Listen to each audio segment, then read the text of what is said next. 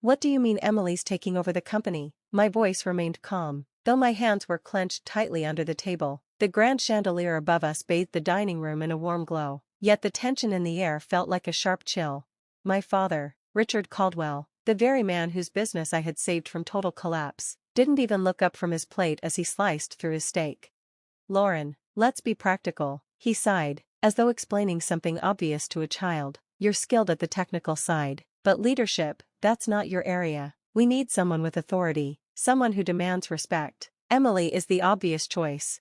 Across from me, Emily sipped her wine, wearing a smug smile in her designer dress. She hadn't lifted a finger when Caldwell Enterprises was drowning in debt, but now that the company was thriving, she was being handed everything on a silver platter.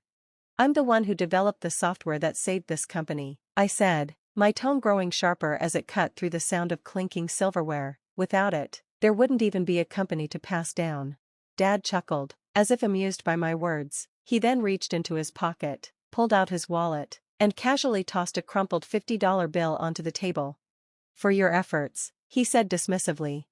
I stared at the bill between my plate and my untouched glass of wine. $50 for the years I had poured into saving this company, countless sleepless nights, writing code until my eyes ached, painstaking weeks spent analyzing the financial mess, and creating a system that not only pulled us from bankruptcy but turned us into a multi-million-dollar leader in the industry. Mom shifted uncomfortably, glancing at me, but she said nothing. No one did. I looked at my father, the man I had looked up to my whole life, the man I had strived to make proud, and in that moment, I realized the truth. It was never about hard work. It was never about success, loyalty, or merit. It was all about control. I see. My voice was quieter than I intended. I picked up the crumpled $50 bill, turned it over between my fingers, and folded it neatly into my napkin. Then, I stood up. Lauren, don't make a scene, Dad muttered, waving his hand dismissively. I smiled faintly. I'm not making a scene. I'm simply excusing myself. Clearly, my role in this family is nothing more than a supporting character, so I'll remove myself from the stage. Emily let out a quiet, almost mocking laugh. Lauren, Mom began, but I was already walking away, my heels clicking against the marble floor. I didn't slam the door, didn't shout, or demand fairness. I just left. The next morning, I arrived at the office early, just like I always did. Things had changed dramatically in the past year. Just a year ago, the company had been suffocating, rumors of layoffs, department heads quitting before the company could implode. But now, everything was thriving. My software had revolutionized the logistics industry, turning processes that once took weeks into minutes. We were expanding globally, securing major deals. But today, something felt off. As I walked through the lobby, I noticed employees exchanging nervous glances, hushed conversations stopping when I passed. I reached my office, only to find the door wide open. My desk was cleared, my computer was gone. The nameplate that had once read Lauren Caldwell, CTO, was missing. Seated at my desk, flipping through some documents, was Emily. She looked up with a bright, artificial smile. Good morning, Lauren, didn't Dad mention? I'll be moving into this office. You'll be reporting to me from now on. My stomach dropped, but I kept my expression steady. What's my new role? My voice remained calm. Emily tilted her head, considering the question, then shrugged. We'll figure something out. Maybe IT support? IT support, in my own company, the company I had single-handedly saved. She smirked. Dad suggested you take some time off, maybe relax, work on some personal projects. But don't worry, you'll still have a role in the company. I breathed in slowly, my heart pounding in my ears. After everything I had sacrificed, after every late night, every solution I had developed to keep this company alive, they were discarding me, reducing me to nothing more than a $50 afterthought. I stared at Emily, then at the company logo on the glass walls, Caldwell Enterprises, a name that once symbolized family, trust, and legacy. Now, it only represented betrayal. But I didn't argue, I didn't fight, I simply nodded. I understand, I said quietly, then turned and walked out. They thought they had won. They thought I would disappear quietly into the background. They had no idea what was about to happen next. I walked out of the office with my head held high and my heartbeat steady. They thought they'd buried me, that I'd fade into the background, taking whatever they gave me, maybe even begging for scraps. But as the elevator doors closed behind me, a single thought burned brightly in my mind: watch me. The first step was simple: I disappeared, figuratively. At least, I showed up for work the next day, taking my place at the tiny desk they'd assigned me in the far corner of the building, surrounded by interns who had no clue who I was. But I didn't retaliate. I didn't argue. I observed. And in less than a week, the truth became clear. Emily was out of her depth. She didn't have a clue how to run a company, especially not one that had grown into a multi-million-dollar business. She spent her days in endless meetings, making decisions on gut feeling rather than actual data. She started firing department heads who tried to offer advice, replacing them with her friends, people whose qualifications were limited to knowing the best wine pairings. The company wasn't just fragile, it was on the verge of crumbling again, and I had built everything they were now tearing apart. That's when the decision hit me. If they didn't want me at Caldwell Enterprises, I would build something bigger and better. Late one night, after most employees had left for the day, I met with three of the sharpest minds I had ever worked with: Jake, our former CFO, who had been the lifeline when the company was drowning in debt; Maya, the brilliant data analyst who had practically built our customer profiling system from scratch; and David, our lead engineer, who knew my software inside and out, since we had written most of it together during late-night coding sessions fueled by caffeine and sheer determination. All three of them had resigned quietly in the last month. They weren't fools, they had seen the writing on the wall. "Lauren," Jake said, leaning forward with a serious expression, "what's the plan?" I looked at them all, then pulled out a folder. Inside was everything I had been working on in secret. "We're building something new," I said calmly. No persuasion was needed, they were in.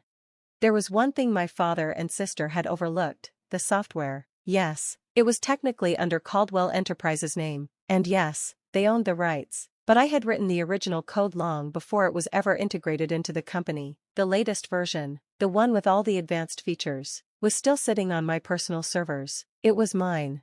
The next month passed in silence, as I worked tirelessly, refining the software, making it faster, more powerful. Then, I pitched it, not to Caldwell Enterprises, but to their competitors. Within 3 weeks, I had 3 offers. By the end of the month, I secured a $50 million deal, and just like that, I wasn't just competing with Caldwell Enterprises, I was about to crush them.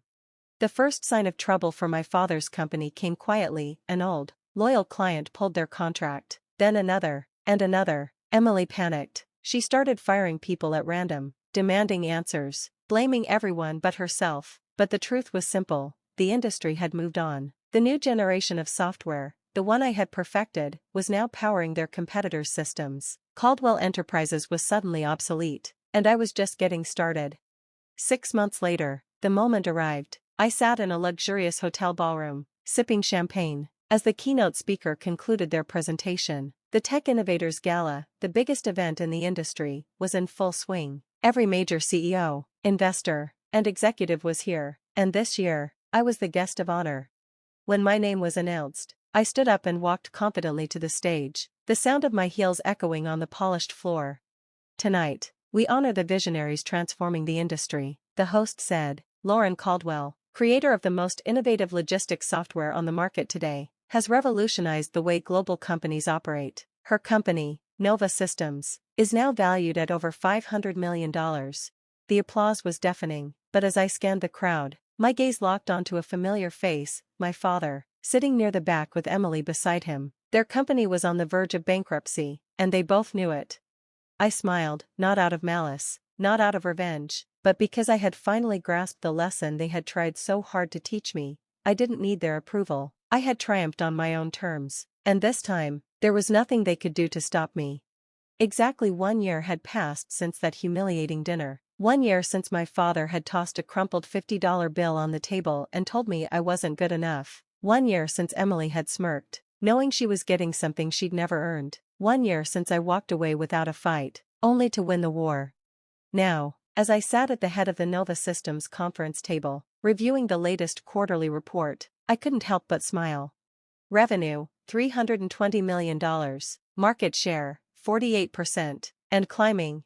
Caldwell Enterprises? They were bleeding. I had meticulously stripped away every advantage they once held. Their clients had abandoned them. Their stock had nosedived, and the latest financial report, leaked just a week earlier, made it clear they were teetering on the edge of ruin. And then, as expected, the inevitable happened. At exactly 10 a.m., My assistant buzzed through. Lauren, your father and sister are here to see you. I leaned back in my chair, exhaling slowly. So, it had come to this. Send them in. They entered like shadows. Emily's designer clothes couldn't hide the weariness in her eyes. My father, always so confident and poised, looked older, defeated. They knew they'd lost. Lauren, my father started, his tone controlled. We need to talk. I gestured to the chairs in front of my desk. They hesitated, no doubt realizing that for the first time, they were stepping into my domain, but they sat. Emily shifted in her seat, tapping her nails on the armrest. She avoided my gaze. Dad, she said, we've had our differences, but at the end of the day, we're family. Caldwell Enterprises is struggling. We need your help. Ah, so this was it. I let the silence stretch, letting them feel the weight of the moment. Finally, I spoke. And what exactly do you want from me? Dad leaned forward. We're offering you a leadership role, something substantial. I realize now we may have underestimated you. I raised an eyebrow. Now you realize? Emily finally looked up, her jaw set. Lauren, stop being childish. We need you. I couldn't help it. I laughed. Actually laughed. You need me? I repeated. That's rich. A year ago, you told me I wasn't cut out for leadership. You said I was only good with technical things. Dad's face twisted in frustration. You know how business works. Decisions were made, but now we have to move forward. If you come back, we can rebuild Caldwell Enterprises together. And there it was again, control. They didn't want me, they wanted to own me. What position are you offering? I asked, feigning curiosity. Dad straightened up as if preparing to seal the deal. You'd be second in command, directly under Emily. I blinked, then I laughed again, louder this time. Emily's face reddened. Lauren, stop acting childish, she snapped. You made some software, but that doesn't mean you know how to run a company of our scale. I stopped laughing, leaning forward and resting my arms on the desk. My voice was cold, measured. Emily, I said softly, my company is worth $500 million. Your company is weeks from bankruptcy. Care to explain which one of us knows how to run a business? The silence that followed was delicious. Dad cleared his throat. Lauren, please.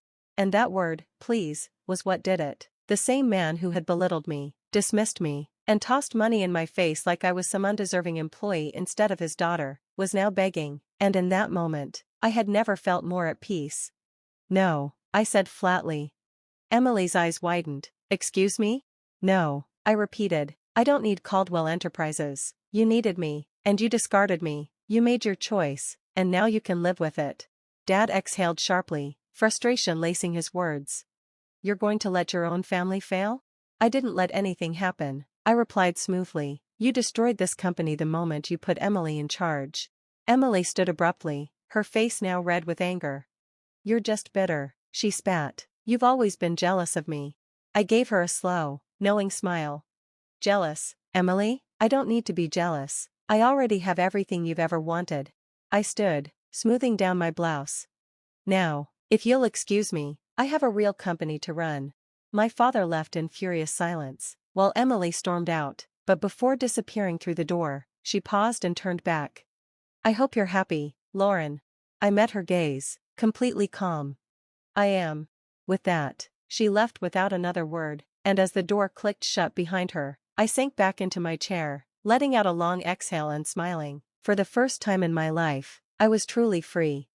The moment they left, I allowed myself a slow, contented breath. They thought they could waltz in, offer me a few hollow apologies, and expect me to return to fix their mess. They had no idea who I had become, but as much as I relished their discomfort, I knew this wasn't over.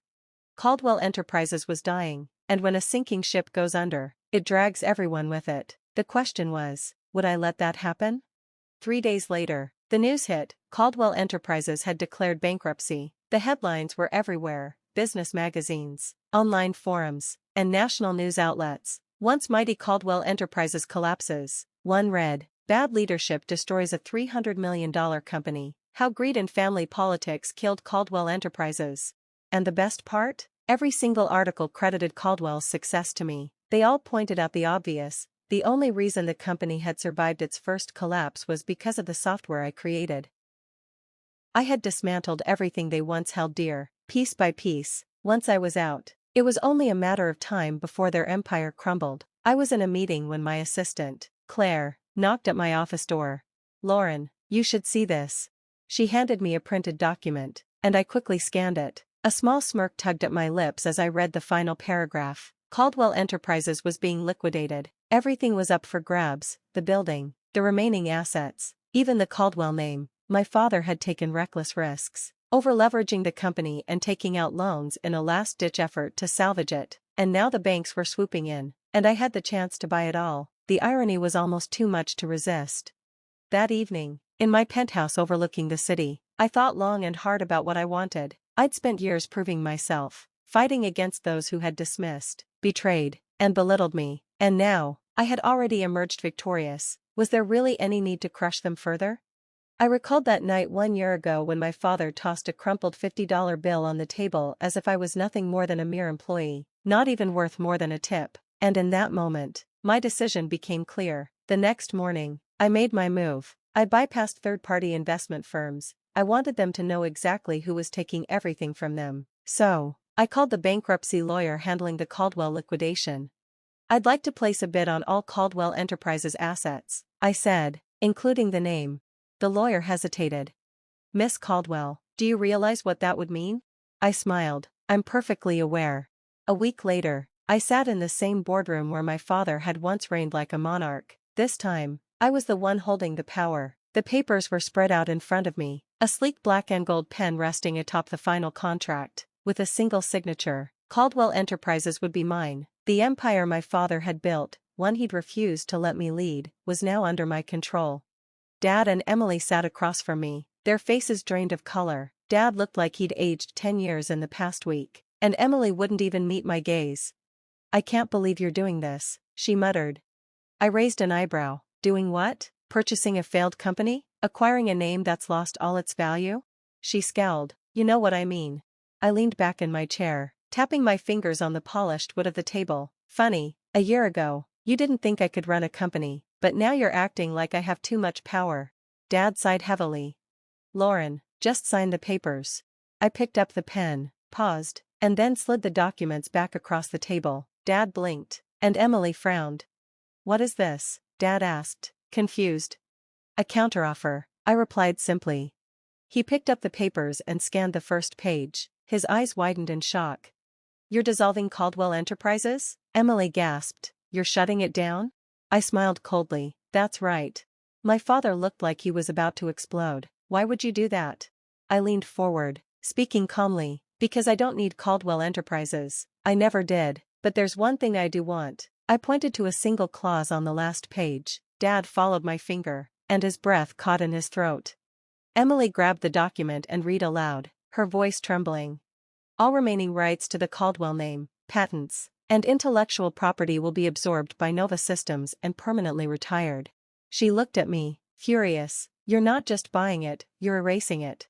I met her gaze, unwavering. "Yes, Caldwell Enterprises will cease to exist. The name will never be resurrected. The company will be wiped out, just like they tried to do to me." Dad clenched his teeth. "You're doing this out of spite." "No," I corrected him. "I'm doing this because some things deserve to die." I picked up the pen again, signed the document, and just like that, it was finished. The Caldwell era was over, and Nova Systems began to soar. Without competition from my father's failed empire, we rapidly expanded, securing contracts that had once belonged to Caldwell Enterprises. Their legacy was erased. Mine had only just begun. 3 months later, I received a letter, no return address, just a handwritten note inside. "Lauren, I don't expect forgiveness, but I hope one day you'll understand." Dad. I stared at it for a moment, then tossed it into the fireplace. As the flames consumed the last vestiges of Caldwell Enterprises, I smiled. I had completely, and utterly, won. 3 months had passed since I erased Caldwell Enterprises from existence. 3 months since I signed the final document that sealed the name's fate. 3 months since my father and sister walked out of that boardroom with nothing. And yet, for the first time since this all began, I felt a sense of peace. Nova Systems was thriving. With no competition from Caldwell Enterprises, we had grown quickly, securing every major client that had once been my father's pride. Revenue, $500 million. Market share, 62%. Status, the industry leader, undisputed. but what truly satisfied me wasn't the numbers. It was the fact that every day I walked through my office and saw a company built on merit. Employees were here because of skill, not family connections. This was a company I had created without needing my family's approval. But as much as I wanted to move forward, the past had a funny way of lingering. The moment I received the invitation, I knew it was time. The envelope was unmarked. A simple cream-colored card with gold lettering, the Caldwell Family Annual Gala. I had almost forgotten about it. For as long as I could remember, my parents had hosted the most exclusive event in the industry, back when they still had influence. This year, however, my father wasn't in charge. Someone else had taken the reins, someone who had purchased their mansion at auction after the bankruptcy. The invitation felt like a mere formality. Whoever was handling the event probably had no idea about the history between me and the Caldwells. It was almost an accident that I even got one, but instead of tossing it aside, I made a decision. I would go, not to prove anything, not for revenge, but to close the chapter once and for all. On the night of the gala, I arrived in a sleek, custom black gown, stepping out of my car with the calm confidence of a woman who had nothing left to prove. The event was just as opulent as I remembered, glittering chandeliers, live music, and a sea of rich elites sipping champagne as though they still held the world in their hands. But this time, I was the most powerful person in the room, and they all knew it. Whispers followed me as I entered. "Is that Lauren Caldwell?" "No, she runs Nova Systems now." "Didn't she bring her father's company down?" I ignored the murmurs. I wasn't here for them. I was here for one thing. And then I saw them, my father and sister. They weren't the ones commanding attention anymore. They were no longer surrounded by top executives discussing million-dollar deals. Now, they were off to the side, a shadow of their former selves. My father seemed smaller than I remembered. The presence he used to carry had been replaced with something I hadn't seen in him before: regret. Emily, on the other hand, still held herself tall, but the cracks in her facade were visible. The way her fingers gripped the stem of her champagne glass, the way her eyes flicked toward me, then quickly darted away. For the first time, I held the power, and both of them knew it. I walked toward them, my heels echoing on the polished floor. Emily stiffened, my father turned, and for a brief moment, I saw something shift in his eyes, not anger, not bitterness, just defeat. "Lauren," he said, his voice quieter than I'd ever heard it. I tilted my head slightly. "Dad." A long silence hung in the air before he finally exhaled. "I guess this is where you rub it in," he said with a weary sigh. I gave a small smile. "No, Dad, this is where I say goodbye." Emily blinked in confusion. "What?" "I didn't come here to gloat," I continued. "I didn't come to remind you of everything you've lost, because frankly, that's no longer my concern." I set my drink down on a passing tray and met my father's gaze one final time. "For years, I fought to earn your approval, to prove I was enough." I took a slow breath. "But I don't need that anymore." I turned to Emily. "And I don't hate you, I never did. I just pity you." Her face hardened. "Because, unlike you," I said, "I didn't need to steal power, I built my own." She opened her mouth, but no words came out. For the first time, she was speechless. I gave them both one last look before walking away, not out of anger, not out of spite, but because for the first time in my life, I was free. I left the gala without a second glance, no longer needing to prove anything. This wasn't about revenge. This was about becoming who I was always meant to be. As I stepped into my car, heading back to my company, my legacy, my future, completely my own, I smiled. This wasn't the end of my story, it was just the beginning. Thanks for watching. See you again in the next video. Stay stunned.